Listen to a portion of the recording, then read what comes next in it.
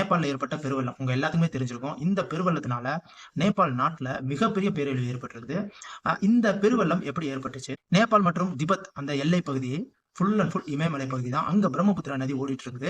அங்கு ஏற்பட்ட நிலநடுக்கத்தின் காரணத்தினால அங்க அந்த மலை பிரதேசங்கள் தானே, அங்க இருந்த பாறைகள், கற்கள் மற்றும் மரம், செடி, கொடி, மணல் அனைத்துமே அடித்து கொண்டு அந்த நதியோட பாதையவே பிளாக் பண்ணிருக்கு.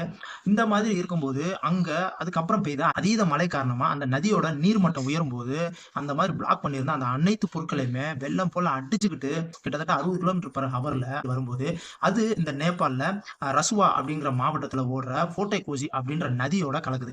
அப்ப இந்த நதியிலையும் அந்த வெள்ளம் ஏற்பட்டு அந்த நதி ஓரங்கள்ல இருக்க கிராமங்கள், கடைகள், மக்கள் மற்றும் வாழ்வாதாரங்கள், மரங்கள், செடிகள் அனைத்தையுமே அடிச்சு மிகப்பெரிய வெள்ளமா மாறி இழுத்துட்டு போயிருக்கு.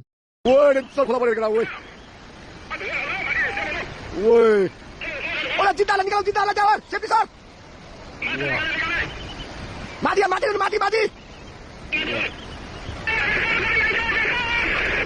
Wah.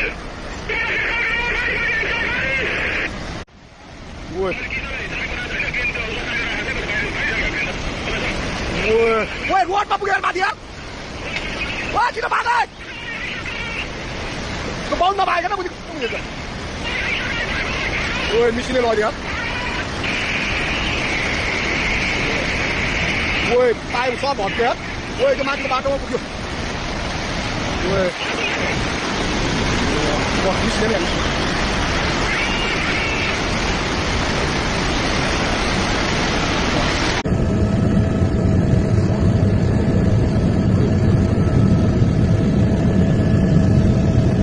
இந்த பெருவெள்ளமானது அந்த நதி ஓரங்கள்ல இருக்க பல கிராமங்களை இது கொலாப்ஸ் பண்ணி விட்டுருக்குது. இதுல மிக முக்கியமான விஷயம் என்னன்னா, அங்க கைலாஸ் பர்வதம், இமயமலையில கைலாஸ் பர்வதம் இருக்கு இல்லையா, அந்த கைலாஸ் மலைப்பகுதிக்கு ஆண்டுதோறும் பல நாடுகள்ல இருந்து அநேக டூரிஸ்டுகள் அந்த கைலாஸ் மலையை பார்க்க போவாங்க. அந்த மாதிரி போனவங்க எங்க போனாங்கன்னே தெரியல. இதுல கிட்டத்தட்ட 150 to 200 பேர் இந்தியன்ஸ் சொல்றாங்க. அதுல பல பேர் நம்ம தமிழ்நாட்டை சேர்ந்தவங்களும் இருக்கலாம். இந்த மிகப்பெரிய பேரழிவு இந்த சம்பவத்தினால திபெத் எல்லை பகுதிகளிலையும் மேலும் பீகார் அந்த நேபாள் எல்லையை சார்ந்த இந்த பீகார் மாநிலத்திலையும் மிகப்பெரிய அலர்ட் விடப்பட்டிருக்குது.